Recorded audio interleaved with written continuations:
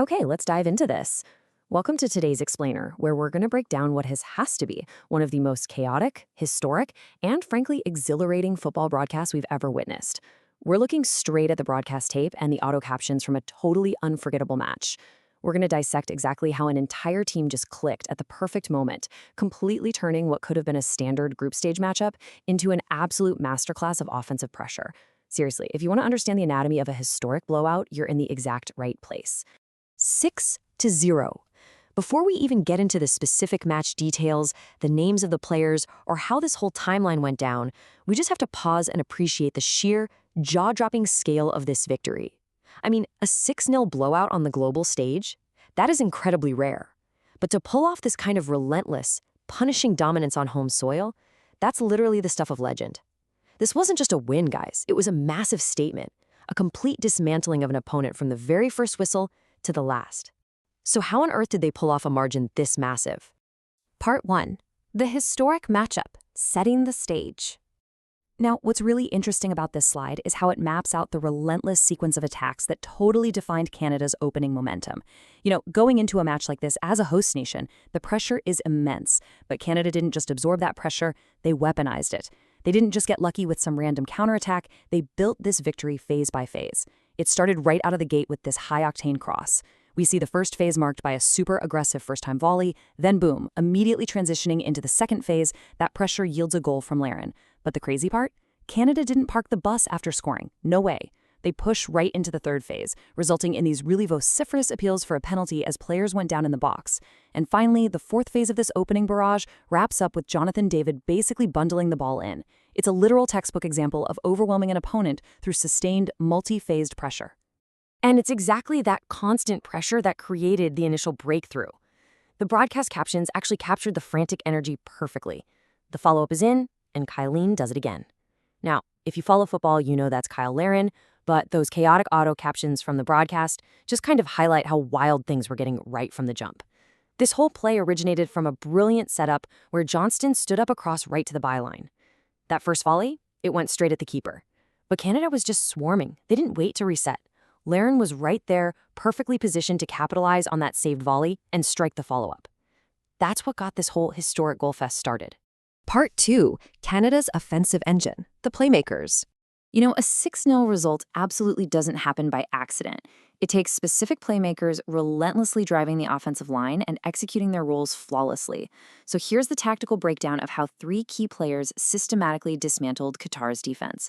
First up, you have Johnston. He was an absolute workhorse out there, constantly driving down to the byline and standing up these beautiful, super threatening crosses.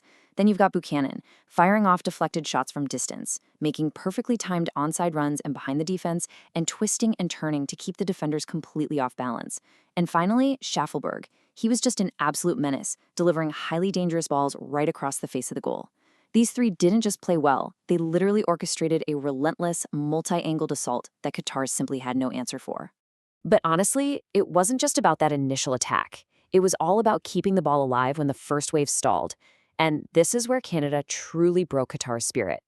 We see these sequences in the broadcast where Laria slips in behind the defense, constantly looking for Buchanan, waiting over at the far post. Even when a ball looks like it was cleared, Canada just kept it alive. By maintaining this relentless positioning, they continuously force Qatar to defend deep in their own territory.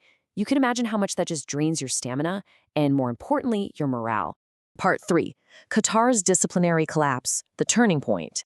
And, when morale drains, discipline almost always follows right behind it. And this brilliantly illustrates the staggering contrast between the two teams at this exact moment. On one side, you have Canada. They are running riot, pressing forward, basically smelling blood in the water. On the exact opposite side of the spectrum, you have Qatar, suffering a totally disastrous collapse. Like the broadcaster noted with absolute disbelief, Qatar found themselves down to just 9 men, in a World Cup match against a surging host nation. It's just a catastrophic breakdown in discipline that essentially sealed their fate right then and there. Now, to be totally fair here, Qatar did manage to find one incredibly rare glimmer of hope amidst all that chaos. A direct opportunity, specifically a free kick taken by Ahmad Ali.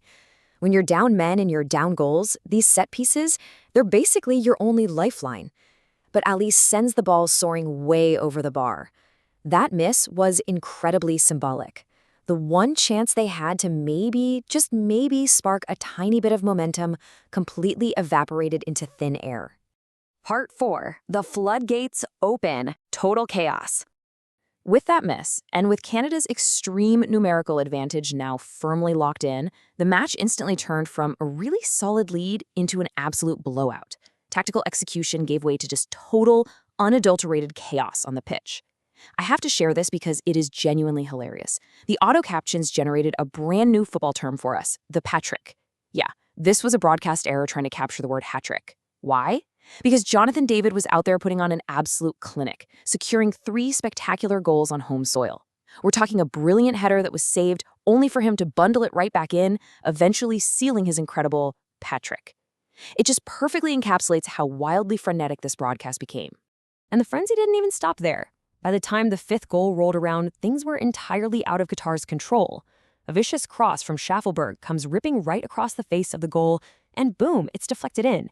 The broadcast even questions it might be an own goal, that one. But honestly, Canada doesn't care. They are running riot. Whether it came off a Canadian boot or a Qatari defender, it really didn't matter. Canada was an unstoppable force of nature at this point, capitalizing on every single mistake that 9-man Qatari side made. Part 5. An emphatic first victory, making history. So all of this tactical dominance, the playmaking of Johnston and Buchanan, the relentless pressure, the disciplinary collapse of Qatar, and the pure chaos of those final minutes, it all ties together right here. I want to read the exact quote from the end of the broadcast because it truly captures the magnitude of this moment.